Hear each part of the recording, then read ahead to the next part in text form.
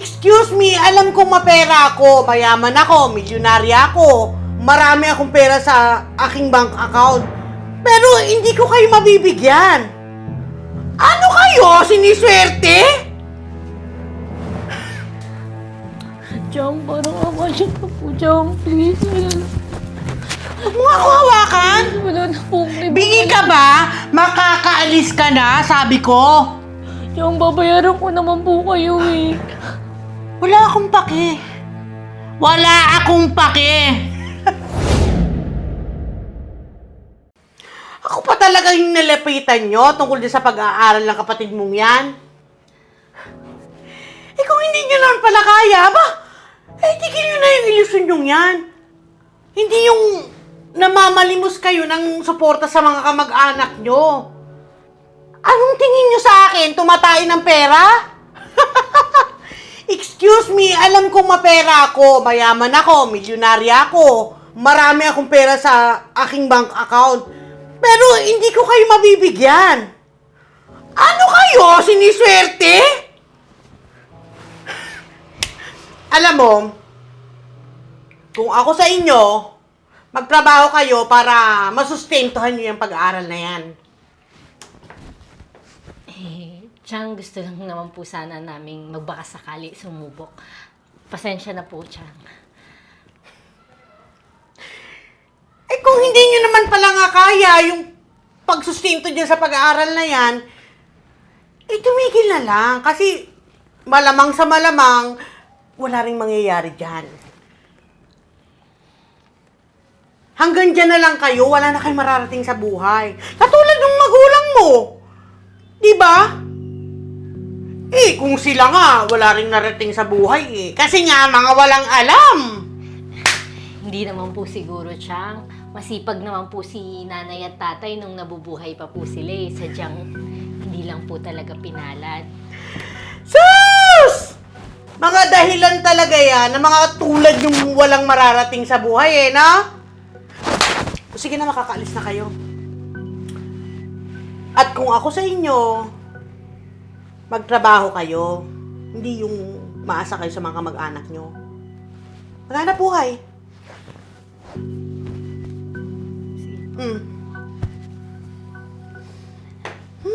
Sige po.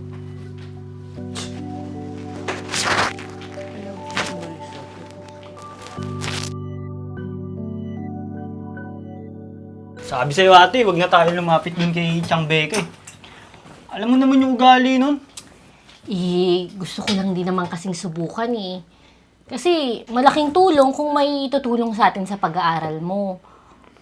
Alam ko namang gusto mo ding makapagtapos ng pag-aaral Tsaka, yun yung pangarap ng mga magulang natin sa atin, di ba? Salamat ate. Hayaan mo, pagsusumikapan kong mapag-aral yung sarili ko. Hindi natin kailangan lumapit kanino man. Tutulungan kita hanggang sa makapagtapos ka ng pag-aaral.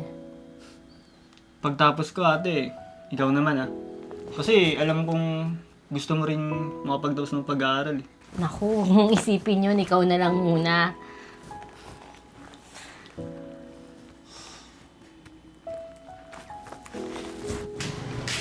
Ma'am, car wash po. Chang. O, Chito! Dito ka pala nag-work? Dito ka nagtatrabaho? Opo, Chang. So, hindi mo na pala tinuloy yung pag-aaral mo. Tama yan. Huwag ka masyadong ilusyonado. Yan yung tamang way para marating mo yung gusto mo sa buhay. Yung tanggapin ko ano yung kapalaran mo. At mukhang, yan. Yan talaga yung kapalaran mo. Diba? Mag-aaral pa din naman po ako. At sisiguraduhin ko po na makakangat kami sa buhay. Hindi lang po kami habang buhay na nasa baba at minamata ng kung sino-sino. Ikaw naman, hindi ko alam comedian ka pala. No? Wow, ha? Wala ka pang nararating sa buhay mo. Apakayabang mo na. Wish you luck. Ilusyonado, mabuti pa, linisin mo na lang yung kotse ko. Hindi rin naman kita masisisi, ilusyon mo yan di ba? Linisin mo na lang yung kotse ko at wag yung kung ano-ano yung iniilusyon mo. Ang sarap sa pandinig, di ba?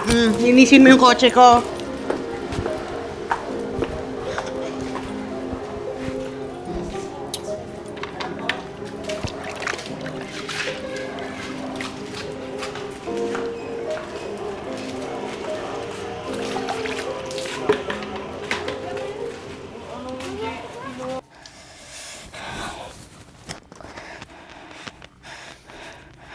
O ate, inom ka muna ng gamot.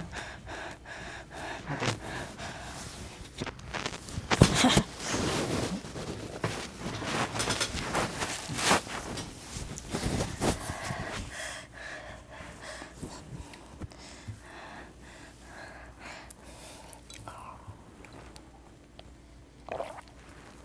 Ano na? Di ba, Chito, bayaran mo na ng tuition? Oo ate, huwag mo munang isipin yun. Ang mahalaga, madala kita sa ospital. Para hindi na rin lumala yung sakit mo. Chito, huwag mo nang isipin yun. Kaya ko yung sarili ko.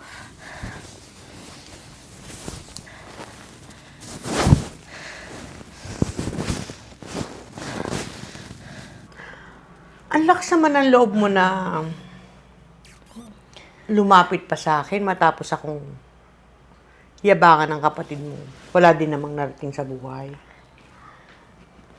Tsaka, nakakayaman po pero kailangan kasi ng kapatid ko ng tulong nyo para sa pang-tuition niya.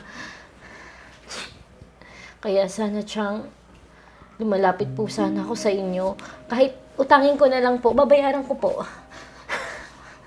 Bakit may pambahid ka ba?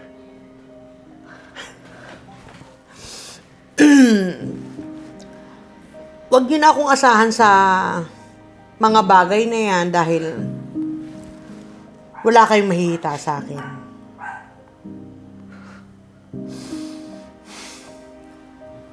Wala akong pakialam sa inyo kahit na kadugo ko kayo. Magdusa kayo. Kasalanan niya ng mga magulang nyo na wala ding narating sa buhay. Makakaalis ka na. Chang, parang awa siya na po, Chang. Please, Huwag mo ako hawakan! wala na po. Bingi ka ba? Makakaalis ka na, sabi ko. Chang, babayaran ko naman po kayo eh. Wala akong pake. Wala akong pake. Chang, maawa na po kayo. Para kahit sa mga magulang na lang namin. Ha? Naririnig mo ba yung sarili mo? Makakaalis ka. Ano ba? Chang! Makakaalis ka na. Sinabi ko, di ba? Alis. Alis. Chang! Alis! Umalis ka na o tatawag ako ng pulis? Umalis ka na.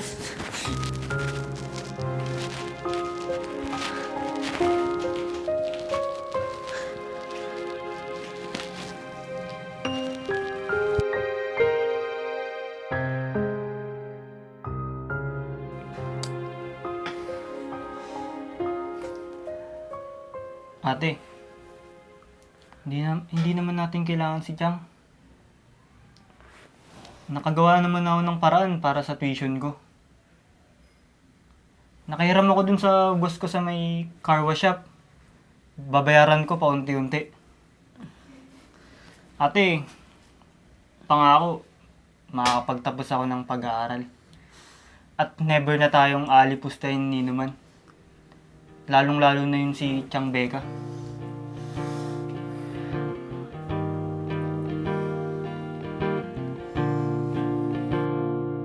Tila lumiliwanag ang paligid. Unti-unting naririnig ang himig. Sumasabay sa mga huni ng ibon. Dumating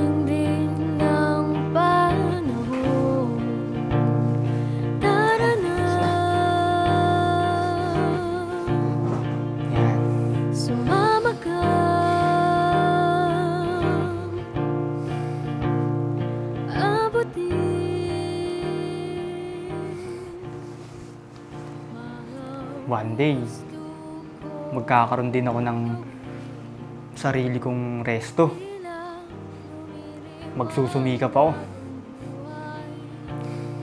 Unti-unting nagkakaroon ng kulay o kay gandang pagmasdan ng umaga. Hatid nito'y bagong pag-asa. Congrats, Chito. Grabe, finally, nagbunga na rin lahat ng pinaghirapan natin na to. Ayan, graduate ka na.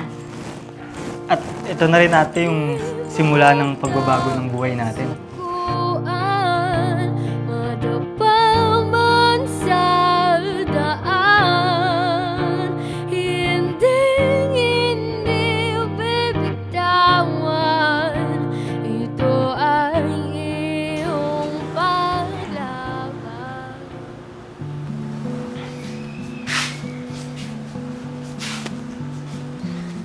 Grabe, Chito. Sa'yo lahat to? Oo ate. Ginawa akong business partner ni boss. Nakitaan daw niya ako ng potensyal sa pagpapatakbo ng negosyo. Deserve mo naman, lalo na sa ginagawa mong sipag. Oo ate. Ngayon, ikaw naman yung bibigyan ko ng magandang buhay. Salamat, Chito. Salamat dahil sa hindi mo pagsuko sa buhay. Kahit maraming pagsubok. Salamat din sa suporta ate. Ganda ng resto mo.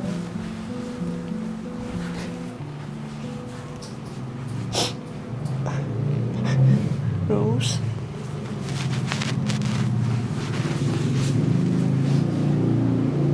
Chang?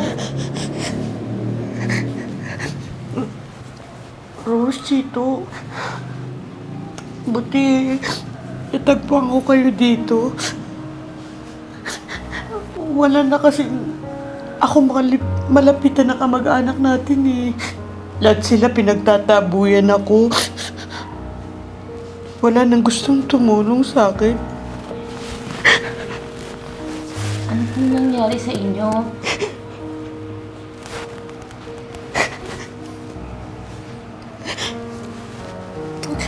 Niloko kasi ako nung kalibin ko eh. Tinangay niya lahat ng pera ko. Nilimas niya lahat ng ari-arian ko. Tapos, nasunugan pa ako ng bahay. Kaya wala talagang natira sa akin. Katunayan yan. Sa kalsada nila ako natutulog.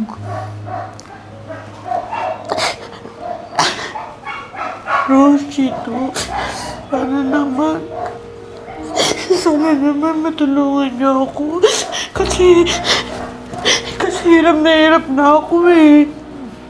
Alam ko naging masama ako sa inyong magkapatid.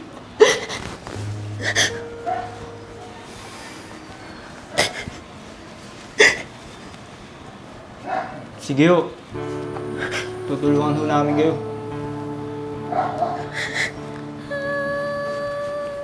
Kung ano man yung nangyari at nagawa nyo noon, wala na ho yun sa amin. Ang mas mahalaga yung naging resulta nung nangyari na yun. Dahil sa mga salitang sinabi nyo sa amin, nagsumikap kami at naging motivation para hindi sumuko sa buhay.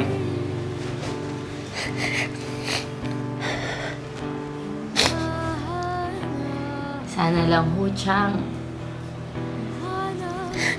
Natuto na po kayo sa nangyari sa buhay nyo.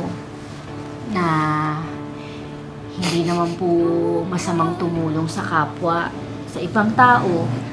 At kung wala namang pangtulong, maging mabuti na lang po sa kapwa. Natuto na ako. At saka,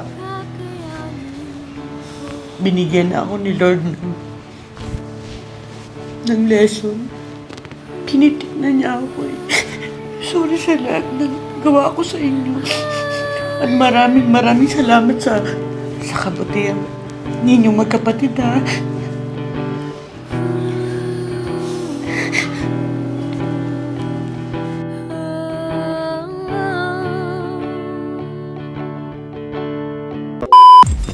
Congrats! Dami mo pang medal ah. Boy, bronze, gold, silver.